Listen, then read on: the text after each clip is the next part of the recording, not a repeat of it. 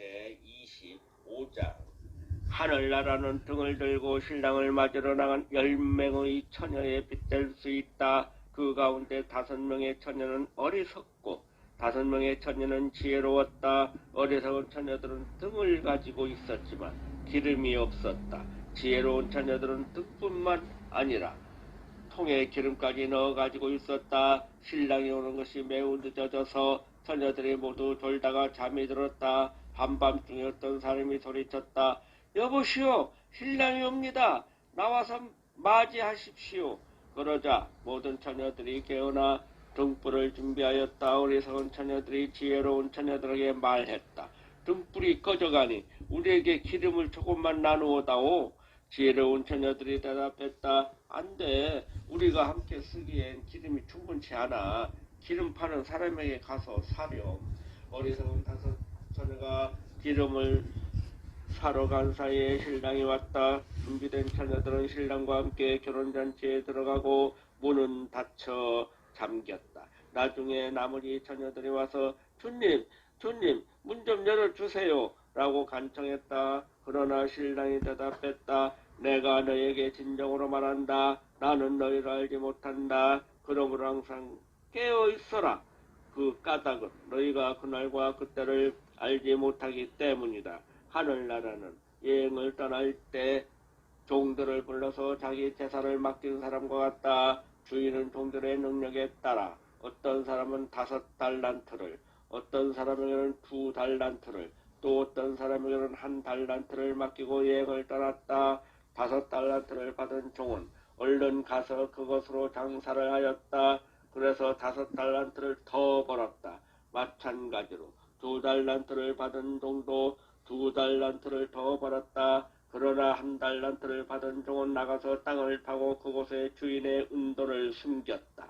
세월이 오래 지난 뒤에 종들의 주인이 집에 돌아와서 종들과 셈을 하였다. 5달란트를 받았던 종이 5달란트를 더 가지고 와서 말했다. 주인님, 제게 5달란트를 맡기셨는데 보십시오. 5달란트를 더 벌었습니다. 주인이 대답했다. 참 잘했구나. 너는 착하고 신실한 종이다. 네가 작은 것에 최선을 다했으니 내가 훨씬 더 많은 것을 너에게 맡기겠다. 주인과 함께 기쁨을 누려라. 2달란트를 받았던 종도 와서 말했다. 주인님, 제게 2달란트를 맡겨주셨는데 보십시오. 2달란트를 더 벌었습니다. 주인이 그에게 대답했다. 참 잘했구나.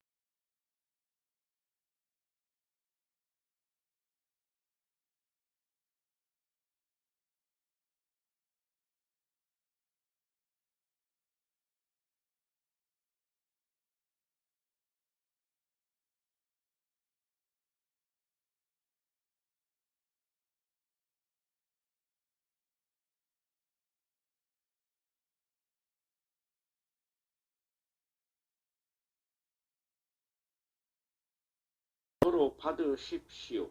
주인이 대답했다. 이 약하고 게으른 종아, 너는 내가 심지도 않은 데서 거두어 들이고 씨 뿌리지 않는 곳에서 거두어 들인다고 생각하느냐?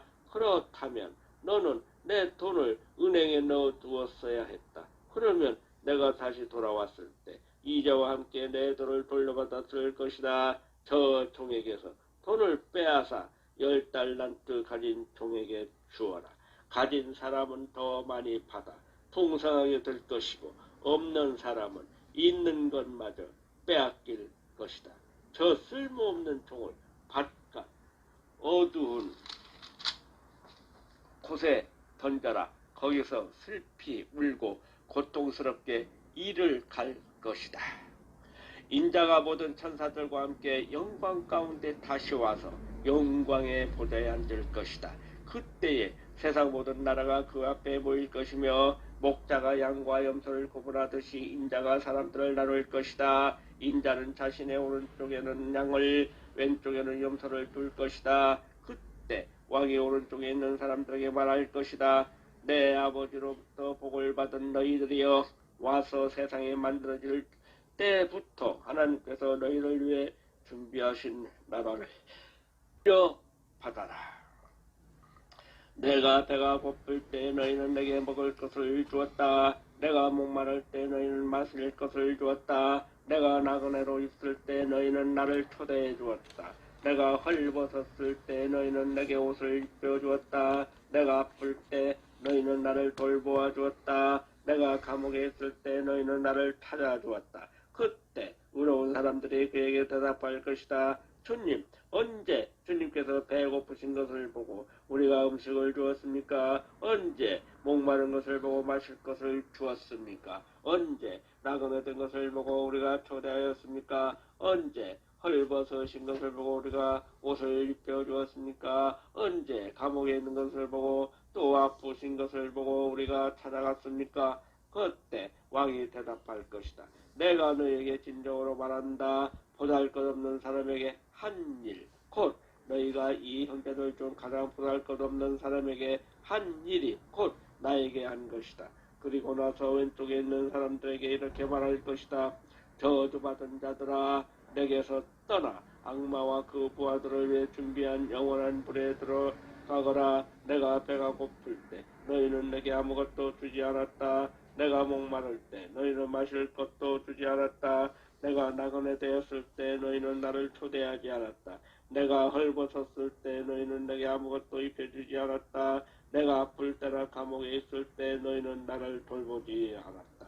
그때 그 사람들이 대답할 것이다. 주님, 언제 주님이 배고프거나 목마르거나 나그네 되었거나 헐벗었거나 아프거나 감옥에 있는 것을 보고 우리가 돌보지 않았습니까?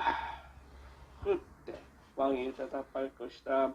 내가 너희에게 진정으로 말한다. 이 사람들 가운데 가장 작은 자 한 사람에게 하지 않은 것이 곧 나에게 하지 않은 것이다. 이 사람들은 영원히 형벌을 받게 될 것이다. 그러나 의로운 사람들은 영원한 생명에 들어갈 것이다. 아멘.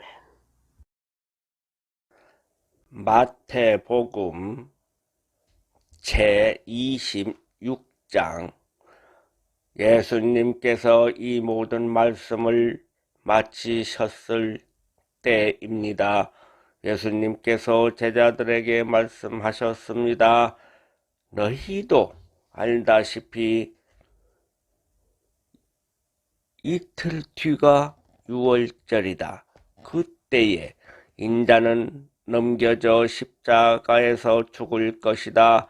그때 대제사장과 장로들이 가야바라고 하는 대제사장 공관에 모였습니다. 그들은 조용히 예수님을 잡아 죽일 계획을 세웠습니다. 그러나 그들은 명절 기간에는 안 돼. 사람들 사이에 폭동이 일어날 수 있으니까 라고 말했습니다. 예수님께서 베다니에서 문둥병에 걸렸던 시몬의 집에 계셨을 때입니다.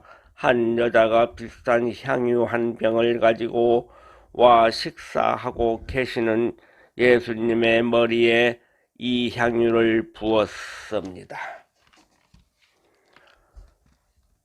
이 광경을 본 제자들이 화를 냈습니다. 왜 이 값비싼 향유를 낭비하는 것이요? 그것을 비싼 값에 팔아서 가난한 사람들에게 줄 수도 있었을 텐데 예수님께서 이것을 아시고 말씀하셨습니다. 왜 이 여자를 괴롭히느냐? 그는 나에게 좋은 일을 하였다. 가난한 사람들은 항상 너희 가운데 있을 것이다. 그러나 나는 너희와 항상 함께 있지 않을 것이다. 이 여자는 내 몸에 향유를 부어 내 장례를 준비한 것이다. 내가 진정으로 너희에게 말한다. 온 세상에 복음이 전해지는 곳마다 이 여자가 한 일도 전해져 그를 기억할 것이다. 그때 12제자 가운데 한 명인 가룟 출신의 유다가 대제사장들에게 갔습니다. 가룟 유다가 말했습니다. 내가 예수를 당신들에게 넘기면 나에게 얼마를 주겠소? 제사장들은 유다에게 은 30개를 주었습니다. 그 후로부터 유다는 예수님을 넘길 기회를 노렸습니다. 무교절의 첫 번째 날에 제자들이 예수님께 와서 말했습니다. 6월절 음식을 어디에다 준비할까요? 예수님께서 대답하셨습니다. 성 안에 들어가 한 사람에게 이렇게 말하여라. 선생님께서 때가 가까웠으니 당신 집에서 제자들과 함께 유월절을 보내겠다고 말씀하십니다. 제자들이 예수님께서 말씀하신 대로 향하여 유월절을 준비하였습니다. 그날 저녁에 예수님께서 12명의 제자들과 함께 음식을 드시기 위해 앉으셨습니다. 모두들 식사를 하고 있을 때 예수님께서 말씀하셨습니다. 내가 너희에게 진정으로 말한다. 너희 중에 하나가 나를 배반할 것이다. 제자들은 매우 슬퍼하며 한 사람씩 예수님께 묻기 시작했습니다. 주님, 제가 그 사람은 아니지요? 예수님께서 대답하셨습니다. 나와 함께 그릇에 손을 넣는 자가 나를 배반할 것이다. 성경에 쓰여진 대로 이 인자는 떠나갈 것이다. 그러나 인자를 넘겨주는 그 사람에게는 화가 있다. 차라리 태어나지 않았더라면 자신에게 더 좋았을 것이다. 예수님을 배반한 유다가 예수님께 말했습니다. 선생님이여, 설마 제가 그 사람입니까? 예수님께서 그에게 네가 말했다 하고 대답하셨습니다. 식사 때 예수님께서는 빵을 들어 감사 기도를 드리시고 그것을 떼어 제자들에게 주시며 말씀하셨습니다. 받아 먹어라. 이것은 내 몸이다. 또한 예수님께서 잔을 들어 감사드리신 후 그것을 제자들에게 주시며 말씀하셨습니다. 너희 모두 이것을 마셔라. 이것은 죄를 용서하기 위하여 많은 사람들을 위해 붓는 나의 피, 곧 언약의 피이다. 내가 너에게 말한다. 내가 아버지의 나라에서 너희와 함께 새롭게 마시는 그날까지 지금부터는 포도 열매로 빚은 것을 마시지 않을 것이다. 그들은 찬송을 부르고 올리브 산으로 올라갔습니다. 예수님께서 제자들에게 말씀하셨습니다. 오늘 밤 너희는 모두 나를 버릴 것이다. 성경에 이렇게 쓰여 있다. 내가 목자를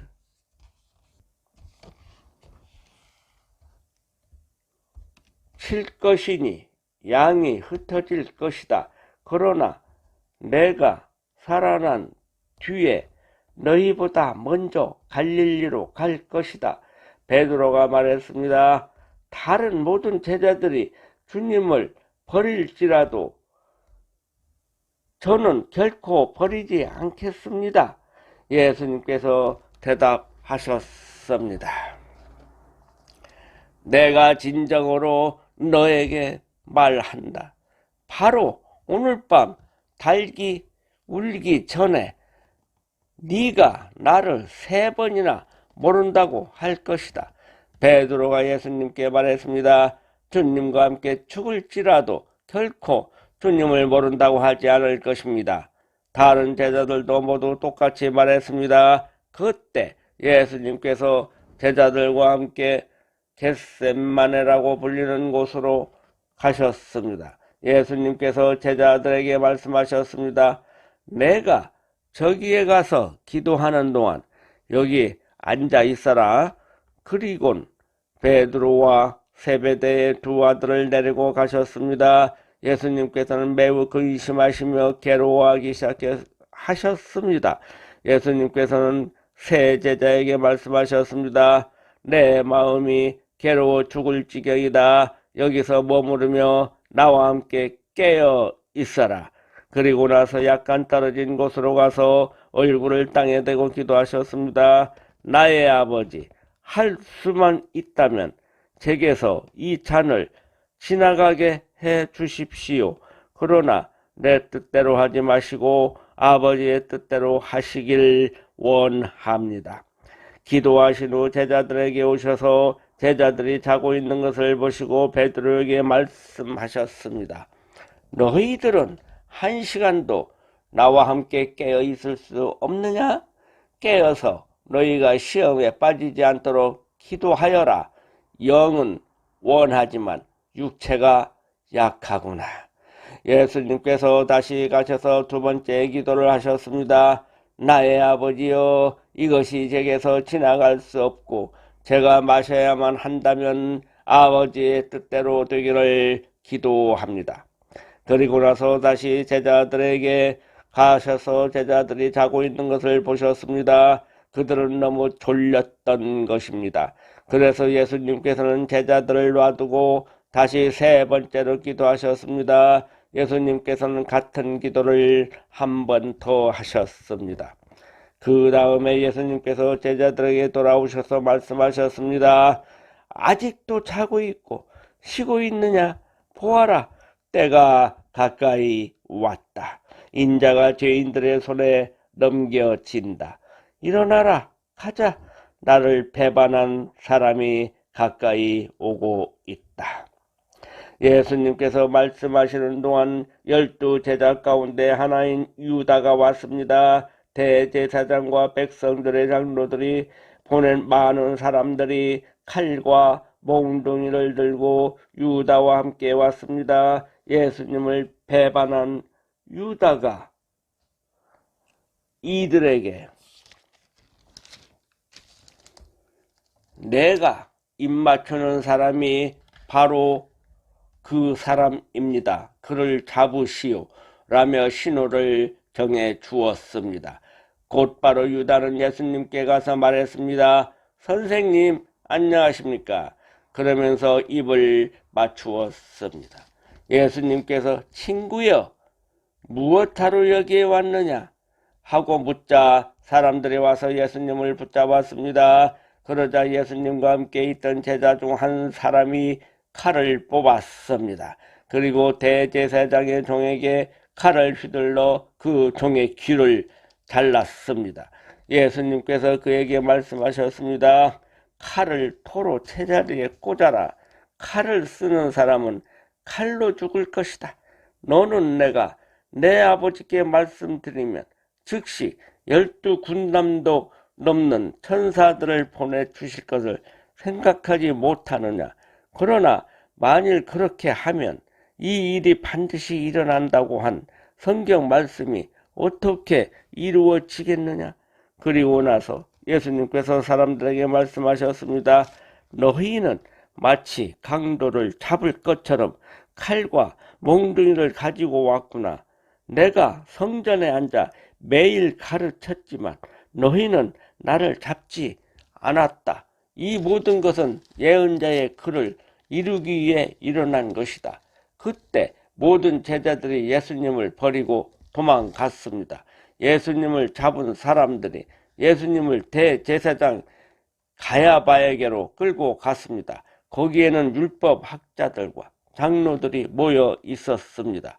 베드로가 예수님과 멀찍이 떨어져 따라가 대제사장의 공관마당에 들어갔습니다. 그리고 결과를 보려고 경비원들 틈에 끼어 함께 앉았습니다. 대제사장들과 전체 의원들이 예수님을 죽이기 위해 예수님을 고소할 거짓 증거를 찾으려고 하였습니다. 많은 거짓 증인들이 나왔으나 아무 증거도 얻지 못하던 중 마침내 두 사람이 나왔습니다.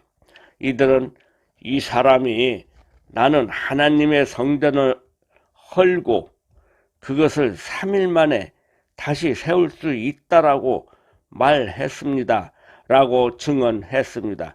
대제사장이 일어서서 예수님께 물었습니다. 당신은 아무 대답도 하지 않겠소? 이 사람들이 당신에게 불리한 증언을 하는 것에 대한 당신의 답변은 무엇이요? 그러나 예수님께서는 아무것도 말씀하시지 않았습니다. 다시 대제사장이 예수님께 물었습니다. 내가 살아계신 하나님께 맹세하고 당신에게 명령하니 우리에게 말하시오. 당신이 하나님의 아들 그리스도요? 예수님께서 대답하셨습니다. 네가 말했다. 그러나 내가 너희에게 말한다. 이제 이후로 인자가 전능하신 자의 오른쪽에 앉아있는 것과 하늘 구름을 타고 오는 것을 볼 것이다.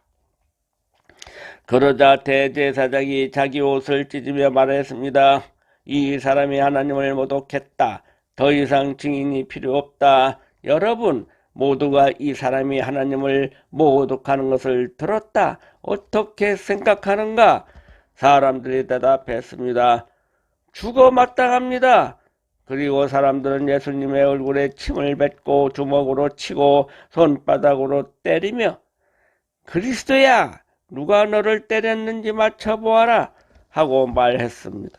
베드로와 대제사장 공관 마당에 바깥쪽에 앉아 있었습니다. 그때 어떤 여자 하인이 와서 말했습니다. 당신도 갈릴리 사람 예수와 함께 있었지요? 그러자 베드로는 당신이 무슨 말을 하는지 모르겠소 라며 모든 사람들 앞에서 그렇지 않다고 말했습니다. 베드로가 대문 있는 대로 나가자 다른 여자 하인이 거기 있던 사람들에게 말했습니다. 이 사람은 나사렛 예수와 함께 있던 사람이요. 또다시 베드로는 나는 그 사람을 모릅니다 라고 맹세를 하며 그렇지 않다고 말했습니다. 잠시 후 서 있던 어떤 사람들이 베드로에게 가서 말했습니다. 분명히 너는 그들과 한패다. 네 말씨를 보니 틀림없다. 그러자 베드로는 저주를 하며 맹세했습니다. 나는 저 사람을 모릅니다. 그러자 바로 달기 울었습니다. 베드로는 지난번 예수님께서 자기에게 하신 말씀이 기억났습니다. 달기 울기 전에 너는 나를 3번이나 모른다고 할 것이다. 베드로는 밖으로 나가 몹시 울었습니다. 아멘.